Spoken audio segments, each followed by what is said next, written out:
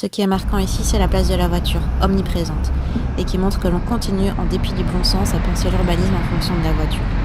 Le trafic est intense, en particulier aux heures de pointe, et les différentes voiries entrecoupent la place qui, démantibulée, manque d'unité et d'une lecture claire de l'espace.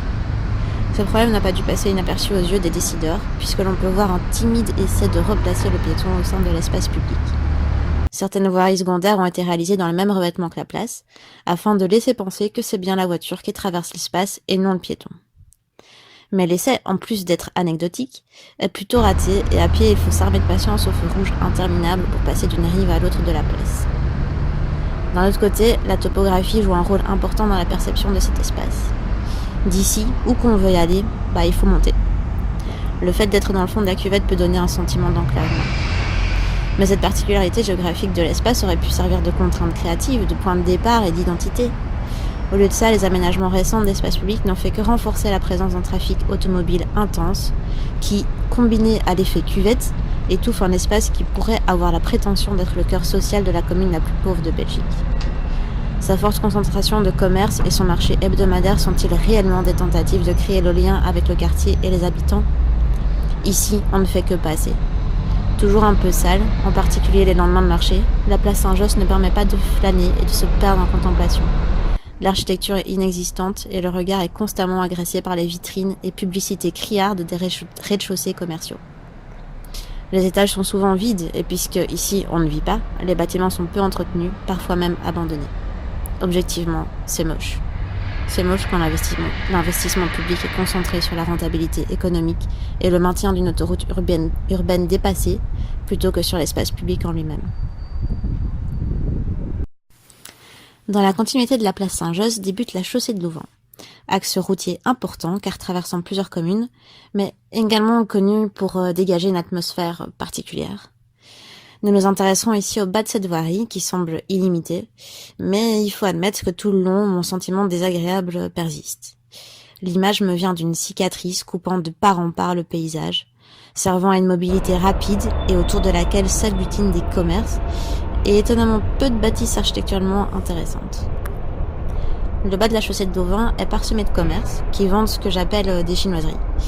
Des produits de consommation rapide, des produits jetables, conditionnés en petite quantité, de mauvaise qualité, des imitations. Et la restauration ne fait pas exception, ici c'est friture, kebab et bar PMU. Bref, tout nous rappelle la situation économique compliquée des habitants de Saint-Josse. Mais on voudrait trouver une richesse dans la diversité culturelle. Pourtant, les devantures affichant les drapeaux des pays des quatre coins du monde ne sont qu'un leurre. Partout, on se heurte à des produits de grande distribution et à des passants qui ont davantage à cœur de paraître, le capitalisme leur permettant de masquer leurs différences pour se fondre dans la masse.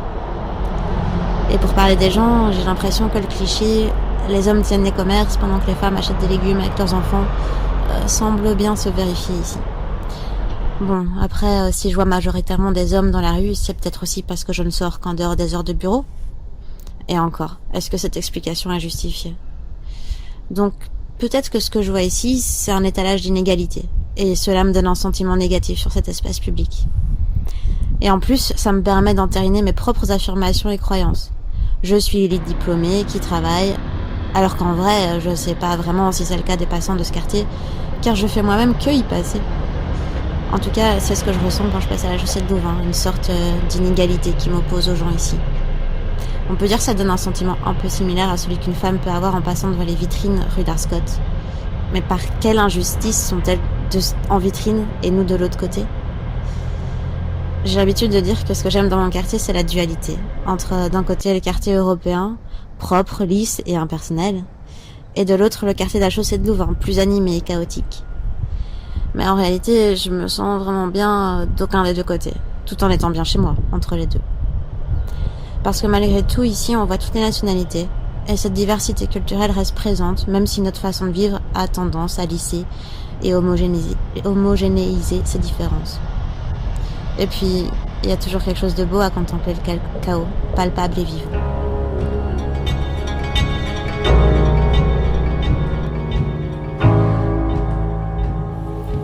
Le parc Léopold est un espace vert et bleu, donc boisé et agrémenté d'un étang. Et rien que pour le calme qui se dégage naturellement de ce type d'espace, on ne peut que s'y sentir bien. Mais ce parc me plaît particulièrement pour plusieurs raisons. Déjà, c'est un espace fermé, clôturé, et donc clairement défini, mais pourtant suffisamment perméable par rapport à la ville que pour que j'ose y entrer.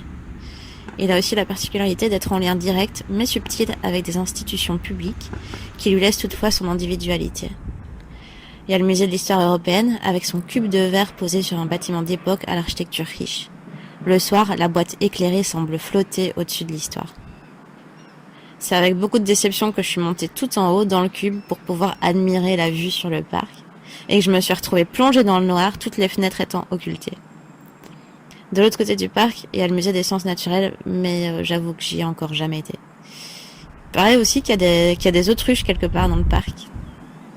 Donc proche de la commission, le parc semble fréquenté par des familles classiques, européennes.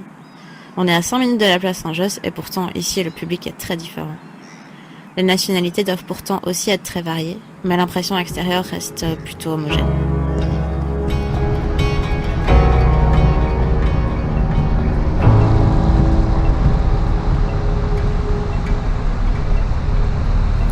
Bon, je sais que je viens de dire que le quartier européen ne me plaît pas particulièrement non plus, et pourtant les 2 lieux que j'ai choisis pour représenter des espaces publics où je me sens à l'aise s'y trouvent.